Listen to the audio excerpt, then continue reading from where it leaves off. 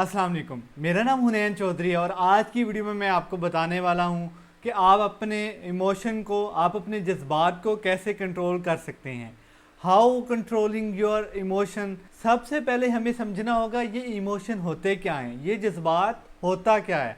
Emotional intelligence का मतलब है, मिसाल के तौर पर आप एक शादी हाल में बैठे हैं या अपने ऑफिस में एक टीम के साथ एक मीटिंग कर रहे हैं, या आप एक बिजनेसमैन हैं और आप एक शॉप पर बैठे हैं, सारे मिलकर बिजनेस की कुछ डील्स कर रहे हैं, या आप स्टूडेंट हैं, एक एग्जामिनेशन हॉल में एक इम्तिहान दे रहे हैं और अचानक से एक शख्स आए और वो आपके क्राउड के दरमियान में घुसकर चलाना चीखना शुरू कर दे, किसी को मारना शुरू कर दे, किसी के साथ बदतमीजी शुरू कर दे, किसी को गालियां देनी शुरू कर दे। और इस रिएक्शन के नतीजे में सबसे पहले जो हमारे दिमाग में पैदा होगा उसे हम एहसास कहते हैं। ये सारी सूरत हाल देख कर, ये सारी कंडीशन देख कर, ये सारा माहौल जो दरहम बरहम हो गया, उसको देख कर जो आपके अंदर, आपके दिमाग में सबसे पहले जो चीज़ क्रिएट होगी उसे हम एहसास कहते हैं। एहसास दो तरह का होता है, एहसास पॉजिटिव भी होता है और एहसास नेगेटिव भी होता है। अगर आप एक बुरे इंसान, यानी कि एक बुरा एक्ट करने वाले इंसान को फेस करेंगे, जो गाली बक रहा है, जो निज़ाम को दरहम बरहम कर रहा है, जो छेड़ा छाड़ी कर रहा है, थप्पड़ मार रहा है, और आपका जो एहसास होगा उसके अगेंस्ट होगा, उसके खिलाफ होगा, और वो आपका जो एहसास पैदा होगा वो नेगेटिव होगा उस शख्स के बारे में। क्या आप, मेरा आपसे सवाल है, अगर कोई आपको धक्का दे, आपको गाली दे, आपको थप्पड़ मार दे, आपको तंग करना शुरू कर दे, क्या आपका एहसास उसके बारे में पॉजिटिव पैदा होगा? क्या आप उसको एक अच्छा शख्स समझेंगे? हरगिज़ नहीं। आपके अंदर जो एहसास पैदा होगा वह एक नेगेटिव एहसास होगा, आप उसे बहुत बुरा समझेंगे। उस एहसास के बाद जो चीज़ हमारे अंदर पैदा होती है वो ख्याल होता है। एहसास सबसे पहले क्या, अब चीज़ों को समझना है, जो रिएक्शन हुआ, जो चीज़ें आपके सामने नमूदार हुई, जो आपको जो महसूस हुई, उसे हम क्या कहते हैं? एहसास। जो चीज़ महसूस हो रही है वो क्या, सबसे पहले एहसास, और एहसास के बाद जो दूसरी चीज़ पैदा हुई उसे कहते हैं ख्याल। अब ये ख्याल क्या होता है, हमने इस ख्याल को समझना है। ख्याल एक साए की मानद होता है। जो आपके अंदर एहसास पैदा हुआ था, मिसाल के तौर पर वो एहसास एक ऑब्जेक्ट है और उस ऑब्जेक्ट का जो साया बना वो आपका ख्याल है। मिसाल के तौर पर ये मेरे पास एक ऑब्जेक्ट है और इस ऑब्जेक्ट को जो साया बन रहा है, ये जो साया है वो एक ख्याल है। ये एहसास है, जो इसका साया बन रहा है वो एक ख्याल है। अब ख्याल पॉजिटिव भी हो सकता है, ख्याल नेगेटिव भी हो सकता है। अगर ये ऑब्जेक्ट एक अच्छा और बेहतरीन और ख़ूबसूरत किस्म का और एक अच्छा डिज़ाइन किया हुआ है, और जो इसका साया पैदा होगा वो इस एहसास ही जैसा होगा, जैसा ऑब्जेक्ट होगा वैसा ही साया होगा। और अब इस साये पे मुनहसर है कि वो कैसा है। अब ऑब्जेक्ट आपका कैसा है, अब एहसास आपका कैसा पैदा हुआ, और जो आपका अगर एहसास पॉजिटिव है, आपका एक एहसास अच्छा पैदा हुआ, तो ऑटोमेटिकली आपका ख्याल भी पॉजिटिव होगा, आपका ख्याल भी अच्छा होगा। उस साये की कोई अहमियत नहीं है, करना उस ऑब्जेक्ट ने है काम, साये ने कुछ नहीं करना। जैसा ऑब्जेक्ट होगा, जैसा ऑब्जेक्ट काम करेगा, साया वैसा वैसा साथ करेगा। साया जो है एक नाम की चीज़ है, इसका कोई वजूद नहीं है। अगर आपका ऑब्जेक्ट ख़त्म हो गया, साथ ही आपका साया रेज हो गया, आपका साथ ही साया ख़त्म हो गया। अब बात यहाँ समझने वाली है, वो ऑब्जेक्ट कैसा था, ऑब्जेक्ट खूबसूरत था, उसका साया भी खूबसूरत बना। आपका वो जो ख्याल पैदा हुआ, वो सारा रिएक्शन देख के जो आपके दिमाग में सबसे पहला ख्याल पैदा हुआ, और उसका जो साया बना, यानी कि उसका जो ख्याल बना, वो वैसा ही बनेगा जैसा आपका एहसास होगा। जैसा ऑब्जेक्ट होगा वैसा ही साया होगा। अब वो ऑब्जेक्ट कैसा बना, मिसाल के तौर पर आपका एक बहुत अच्छा दोस्त है, आपका भाइयों जैसा एक दोस्त है, मेरा एक दोस्त है जो मुझे बहुत ही अजीज़ है, मैं उसकी बहुत ही कदर करता हूँ, वो बहुत अच्छा है, मेरे मुश्किल वक्त में काम आता है, मुझे पैसे की ज़रूरत हो पैसा देता है, आपकी हर मुश्किल का हल है वो बंदा। आपके अंदर जो उसके लिए एहसास होगा वो हाईली होगा।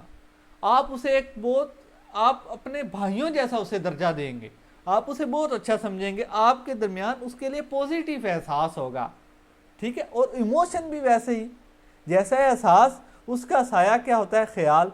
आपका अगर एहसास अच्छा होगा तो ऑटोमेटिकली आपके ख्याल भी उसके बारे में अच्छे होंगे, आपके इमोशन भी अच्छे होंगे। उसको ज़रा सी तकलीफ़ होगी और आप इमोशनली तौर पर उसके लिए फ़ौरन तैयार हो जाएंगे, उसके लिए उतना कुछ करेंगे जो आप कर सकते हैं, क्योंकि आपका ख्याल उसके बारे में अच्छा है। आप उसे एक भाइयों जैसा समझते हैं, आपकी वो हर मुश्किल में काम आता है तो आप भी उसकी हर मुश्किल में फ़ौरन काम आओ। तो आपके हर अगर उसको अचानक चोट लग जाती है, आपके इमोशन अचानक काम करेंगे, यार इसके बचाऊं, आपका उसके लिए एहसास पैदा होगा, ना कि उस बुरे शख्स की तरह जो हमेशा आपको बुरा भला कहता रहता है, आपको गाली गलौज देता रहता है, आपको तंग करता रहता है। अगर उसे कुछ होगा तो अचानक आपका ऑटोमेटिकली एहसास, जो ख्याल पैदा होगा वो ख्याल भी गलत होगा। अच्छा हुआ यार उसके साथ हुआ, अच्छा हुआ यार उसकी टांग, अच्छा हुआ यार वो ऐसा ही था, क्योंकि आपके अंदर वो जो एहसास बना हुआ है उसके बारे में वो गलत है, वो नेगेटिव है, तो वैसे ही आपका ख्याल होगा, वैसे ही आपके इमोशन होंगे। अब तक हमने सीखी हैं दो चीज़ें, सबसे पहले एहसास और उसके बाद ख्याल। अब ख्याल क्या है, ये हमारी इमोशन है, एहसास जैसा होगा वैसे हमारे इमोशन होंगे। अब हमने अपने इमोशन को कंट्रोल कैसे करना है। इमोशन को कंट्रोल करने का बिल्कुल सादा सा सिंपल सा तरीका है, आप अपने ख्याल को पॉजिटिव करें।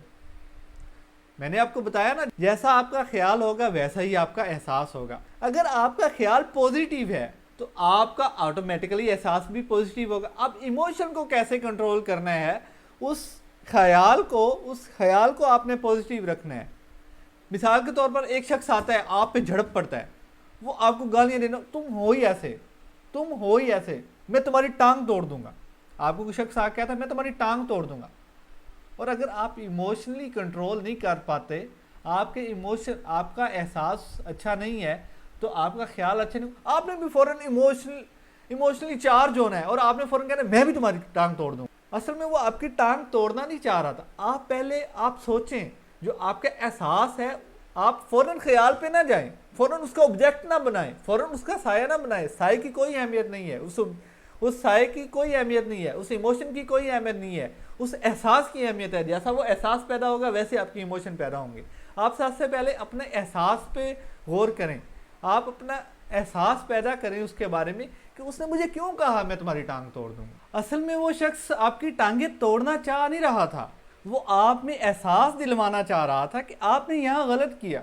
आप बैठ के सोचें कि आपकी गलती कहाँ है, क्यों उसने कहा मैं तुम्हारी टांगें तोड़ दूंगा। अगर आप इमोशनली डायरेक्ट चार्ज हो जाते तो आप फौरन कहेंगे कि मैं भी तुम्हारी टांगें तोड़ दूंगा।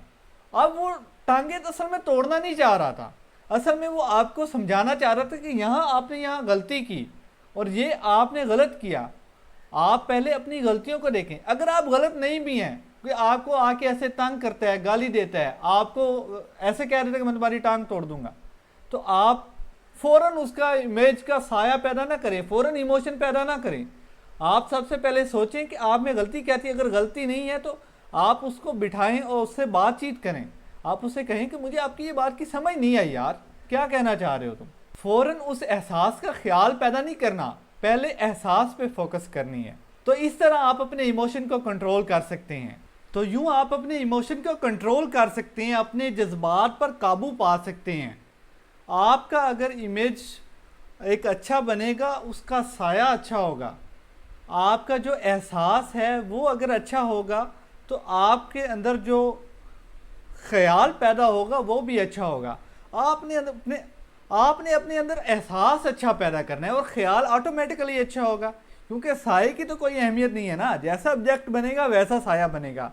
अपने इमोशन को कंट्रोल करें और एक अच्छी ज़िंदगी गुजारें। ये वीडियो यहीं तक थी, अच्छी लगी हो तो लाइक और शेयर करना मत भूलिएगा। अगर चैनल पे नए आए हैं तो सब्सक्राइब भी कर लें। आपका भाई मोटिवेशन का एक तालिबे इल्म है, आपको भी सिखाता रहेगा और ख़ुद भी सीखता रहेगा। चैनल को सब्सक्राइब कर लें और साथ वीडियो को शेयर और लाइक करना मत भूलिएगा। और कमेंट सेक्शन में ज़रूर बताइएगा कि आपको किस चीज़ के प्रॉब्लम चल रही है, उस पर हम डिस्कस करेंगे और वीडियो बनाएंगे। अल्लाह हो आपका हामी और नासिर। अल्लाह हाफिज़।